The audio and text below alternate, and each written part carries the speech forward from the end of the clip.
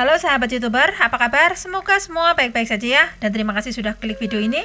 Kembali lagi dengan channel Ngocehku.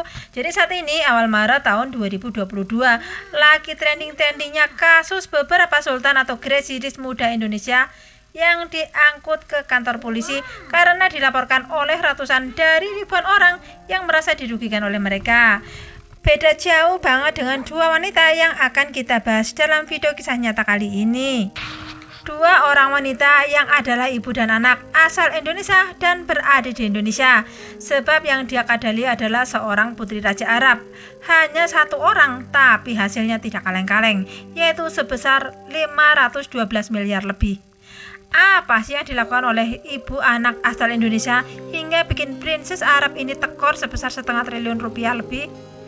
Oke teman-teman, simak terus dan jangan lupa tolong dibantu subscribe-nya dan jangan di skip iklannya ya. Ya seperti itulah. Terima kasih.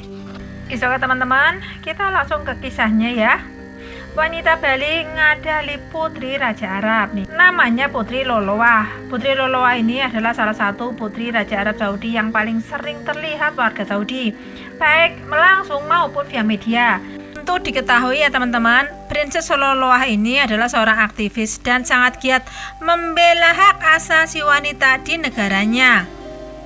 Putri Loloah memiliki berbagai bisnis raksasa yang tersebar di berbagai negara dan berbagai benua. Wajar saja sih Sob ya, namanya juga anak sultan alias gresiris betulan. Bukan sultan tipu-tipu yang bergaya sultan tapi hasil merampok orang lain. Salah satu gurita bisnisnya ada di negara Malaysia, di mana dua orang wanita Indonesia yang bernama Eka dan Evi bekerja di perusahaan itu.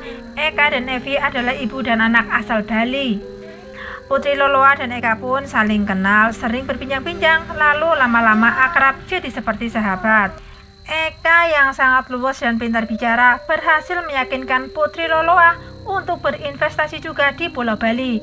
Investasi itu berupa pembangunan sebuah villa yang sangat mewah yang bisa dipakai saat keluarga kerajaan Arab Saudi berlibur ke Bali nantinya dan bisa disewakan saat tidak ada yang menginap. Singkatnya, Putri Loloah pun setuju untuk membeli tanah dan membangun villa mewah itu sesuai dengan yang diceritakan oleh Eka. Dalam urusan pembangunan villa ini akan dihandle oleh Eka dan ibunya yang bernama Evi. Kata-kata Eka dan ibunya sangat meyakinkan sehingga sang putri sangat percaya dan mau mengirimkan uang. Rapat digelar, kesepakatan pun diambil. Princess Loloah binti Muhammad bin Abdullah Al Saud dan Eka plus Evi sepakat sejak awal akan mendirikan PT Eastern Kayan. Dengan kata lain, tanah dan villa tersebut akan dibalik nama menjadi PT Eastern Kayan. Tanpa tahu lokasi tanah yang sebenarnya seperti apa dan desain villanya seperti apa, sejak tanggal 27 April 2011, Putri Loloah mulai mengirimkan uang ke rekening Eka untuk pembelian sebidang tanah di Jalan Pura Dalem, Banjarsalah, Desa Pajengkawah, Kecamatan Tapak Siring, Kabupaten Gianyar, Bali. Sejak tanggal 27 April 2011 sampai tanggal 16 September 2018, total uang yang dikirim oleh Putri Loloah ke rekening BK sebesar 36 juta US dollar atau sekitar 512 miliar lebih. Putri Loloah sudah menyetor uang setengah triliun rupiah, tapi villa yang estimasi total awalnya ada 50 miliar belum juga jadi, padahal sudah 6 tahun. Putri Loloah sangat percaya pada tiap-tiap alasan yang disampaikan oleh Eka, di mana alasannya adalah kontraktornya yang tidak becus kerja hingga bertahun-tahun nggak beres. Tidak hanya itu, Eka dan ibunya juga menawarkan lahan seluas 1.600 meter persegi di Jalan Pantai Berawa, Desa Tibu Benang, Kuta Utara, Kabupaten Badung, Bali. Princess Loloah lagi-lagi mengirim uang sebanyak 500.000 US dollar atau sekitar 6,8 miliar rupiah. Beberapa minggu kemudian, Princess Loloah mengutus pengacaranya untuk meng-cross-check keberadaan tanah yang baru dibelinya itu. Tapi ternyata pemilik tanah sama sekali tidak berniat untuk menjual tanahnya itu. Disitulah Putri Loloah baru merasa curiga kalau dirinya sudah dikadali oleh Eka. Apalagi saat Putri Loloah mendapat laporan kalau pembangunan villa mewahnya itu mangkrak dan gak pernah jadi. Yang bikin Putri Loloah terbangun-bangun lagi Sampai saat ini tanah dan villa itu masih atas nama Eka dan ibunya, bukan atas nama PT Es Renggayan seperti yang dijanjikan. Maka makin yakinlah Putri Loloa kalau dirinya sudah dikadali oleh Eka dan ibunya. Pada tanggal 12 Mei 2019, Putri Loloa melalui pengacaranya melaporkan Eka ke kepolisian Bali. Tapi Eka ini sangat licin seperti belut yang selalu berhasil lolos karena uangnya memang sangat banyak sekali. Lalu pada Selasa 28 Januari 2020, Eka ditangkap di sebuah hotel di Jakarta dengan tuduhan penipuan. Sedangkan ibunya yang bernama Evi Marindo kabur dan baru berhasil ditangkap di sebuah hotel di kota Palembang 1 bulan kemudian. Lalu duit 1,5 triliun itu kemana? Eka dan ibunya sangat kalap dihujani uang segitu banyak dan dengan sangat mudah. Uang ratusan miliar itu kemudian digunakan oleh Eka dan ibunya untuk hidup ala sultan. Sebab ternyata uang tersebut digunakan untuk kepentingan pribadi Eka dan Evi, mulai dari untuk membeli 20 bidang tanah dan 68 unit mobil di Malang dan di Jakarta. Jadi mereka ini persis seperti mau membuka showroom, teman-teman. 68 unit mobil, cara makanya gimana, Jal?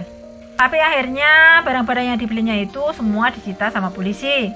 Pihak kepolisian telah menetapkan 2 orang ini sebagai tersangka dalam kasus awu-awu atau kadal-kadal, yakni Evi Marindo Kristina dan Eka Agusta Heriani yang merupakan ibu dan anak. Mereka dijerat dengan pasal 378 Kitab Undang-Undang Hukum Pidana atau pasal 372 Kitab Undang-Undang Hukum Pidana. Biarpun Eka dan ibunya ini ditangkap di Jakarta, tapi akhirnya disidik dan ditahan di Polda Bali sebab TKP-nya ada di Bali. Sampai pada akhirnya ibu anak kompak ini menjalani persidangan di Pengadilan Negeri Gianyar. Pada bulan November tahun 2020, Majelis Hakim Pengadilan Negeri Gianyar menjatuhkan vonis kepada masing-masing terdakwa selama 4 tahun penjara. Dan kedua ibu dan anak yang kompak ini pun menerima vonis hakim tersebut.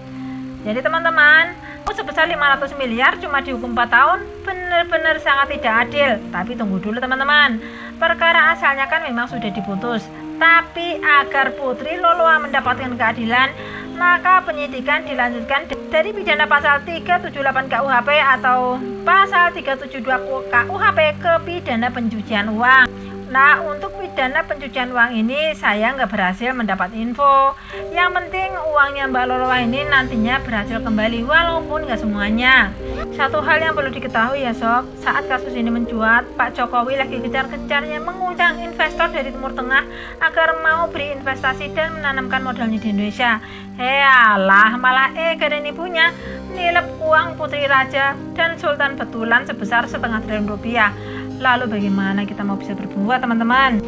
Oke teman-teman, sekian dulu kisah nyata kali ini. Mari kita katakan sama-sama, stop, jangan dirampok yang sudah kaya raya. Jangan lupa like, komen, dan subscribe. Terima kasih.